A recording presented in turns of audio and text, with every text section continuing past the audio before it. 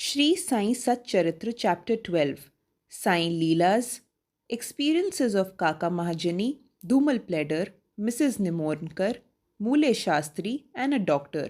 Now let us see in this chapter how devotees were received and treated by Baba. Saint's Mission. We have seen before that the purpose or the object of divine incarnation is to protect the good and destroy the wicked. But the mission of the saints is quite different. To them, the good and the wicked are the same. First, they draw the evildoers and set them on the right path. They are the Agasti to destroy the Bhavasagar, the ocean of worldly existence, or the sun to destroy the darkness of ignorance. The God dwells in the saints. In fact, they are not different from him. Our Sai is one of these, who incarnated for the welfare of the devotees. Supreme in knowledge and surrounded with divine aura, he loved all beings equally. He was unattached. Foes, friends, kings, and paupers were all the same to him. Hear his Leelas. For the sake of the devotees, he gave his stock of merits and was ever alert to help them. But the devotees could never approach him unless he meant to receive them. If their appointed time did not come, they did not remember Baba, and his Leelas could not reach their ears. Then how could they think of seeing him? Some men desired to see Sai Baba, but they did not get any opportunity of taking his darshan till his Mahasamadhi. There are many such persons whose desires for Baba's darshan was thus not satisfied.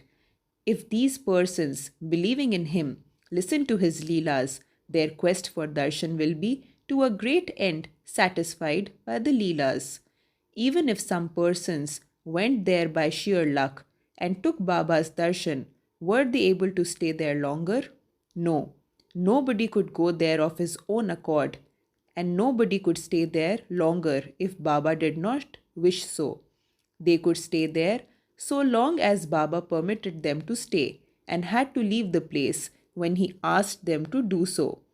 Everything depended on Baba's divine will. Kaka Mahajani. Once Kaka Mahajani went to Shirdi from Mumbai. He wanted to stay there for 1 week and enjoy the Gokul Ashtami festival. As soon as he took Baba's darshan, Baba asked him, "When are you returning home?" He was rather surprised at this question, but he had to give an answer. He said that he would go when he ordered him to do so. Then Baba said, "Go tomorrow." Baba's words was law and had to be obeyed. Kaka Mahajani therefore left Shirdi immediately.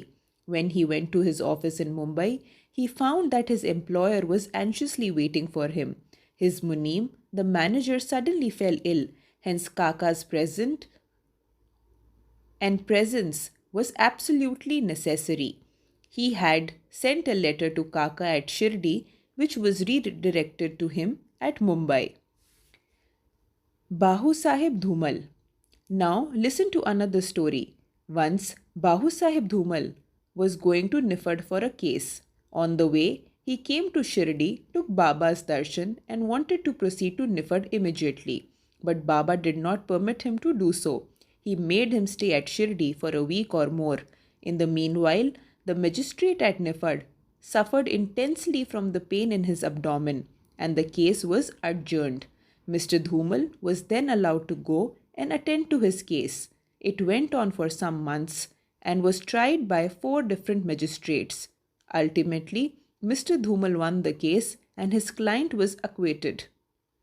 Now coming to the story of Mrs. Nimornkar.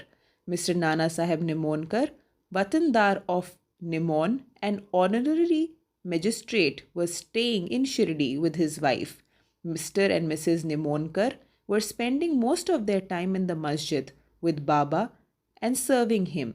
It so happened that their son fell ill at Belapur and the mother decided with Baba's consent to go to Belapur and see her son and other relatives and stay there for a few days.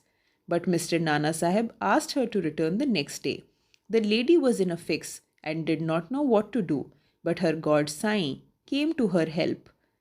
While leaving Shirdi, she went to Baba, who was standing in front of Satheswada. with Mr. Nana Sahib and others and prostrated at his feet and asked his permission to go. Baba said to her, "Go, go quickly, be calm and unperturbed. Stay comfortably at Belapur for 4 days, see all your relatives, and then return to Shirdi." How opportune were Baba's words! Mr. Nana Sahib's proposal was overruled by Baba's decree. Mule Shastri of Nasik. An orthodox Agnihotri Brahmin of Nasik, Mule Shastri, who had studied the 6 Shastras and was well versed in astrology and palmistry, once came to Shirdi to see Bapu Saheb Booty, the famous millionaire of Nagpur.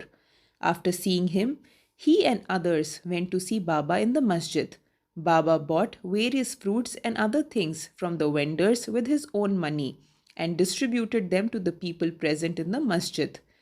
Baba used to press the mango on all sides so skillfully that when Baba sucked it, he got all the pulp once in his mouth and could throw away the seed. Plantains were peeled off by Baba and the pulp was distributed to the devotees, while the skins were retained by Baba for himself. Mule Shastri, as a palmist, wanted to examine Baba's palm and asked him to extend his hand. Baba ignored his request and gave him 4 plantains. Then they all returned to the Vada, and Mule Shastri bathed, wore fresh clothes, and started his routine of a Agnihotra. Then Baba, as usual, started for Lendi and said, "Take some geru, a red mirri substance used to dye clothes in saffron color. We shall today don saffron colored cloth." None understood what Baba meant. Then, after some time, when Baba returned and the preparations for the noon aarti were being made, Bapu Saheb Jog asked Mule Shastri whether he would accompany him for the aarti. He replied that he would see Baba in the afternoon. Baba sat on his seat and was worshipped by the devotees, and aarti commenced. Then Baba said, "Get some dakshina from the new Nasik Brahmin." Booty himself went to the Vada to get the dakshina, and when he gave Baba's message to Mule Shastri, he was sorely perplexed. He thought in his mind that I am a pure Agnihotra Brahmin. Why should I pay dakshina? Baba may be a great saint, but I am not his dependent. But since a great saint like Sai Baba was asking for dakshina through a millionaire like Booty, he could not refuse. So, leaving his routine unfinished, he started with Booty for masjid. Thinking himself holy and the masjid otherwise, he remained at a distance and after joining his palms, threw flowers at Baba from there. Then lo, all of a sudden he saw not Baba but his late Guru Gulab Swami there. He was wonderstruck. Could this be a dream? No, it was not, as he was wide awake. But how could his late Guru Gulab be there? He was speechless for some time. He pinched himself and thought again, but could not reconcile to the fact that his late Guru Gulab being in the masjid. Ultimately, leaving aside all his doubt, he went up, fell at his Guru's feet, and then stood there with folded hands. Other people sang Baba's Aarti, while Mule Shastri chanted loudly his Guru's name. Then, casting off all pride of caste and sacredness, he fell at his Guru's feet and closed his eyes. When he got up and opened his eyes, he saw Baba asking for dakshina. Seeing Baba's blissful form and his inconceivable power, Mule Shastri forgot himself. He was extremely pleased. His eyes were full of tears of joy. He again saluted Baba and gave him the dakshina. He said that his doubt was removed, and when he saw his own Guru. On seeing this wonderful Leela of Baba, all the people, including Mule Shastri, were much moved, and they realized the meaning of Baba's words. "Bring Geru, we shall don saffron-colored clothes." Such is the wonderful Leela of Baba. Now coming to the story of a doctor. Once a Mamlatdar came to Shirdi with a doctor friend of his. The doctor said that his deity was Ram and that he would not bow before a Mohammedan, and so he was unwilling to go to Shirdi.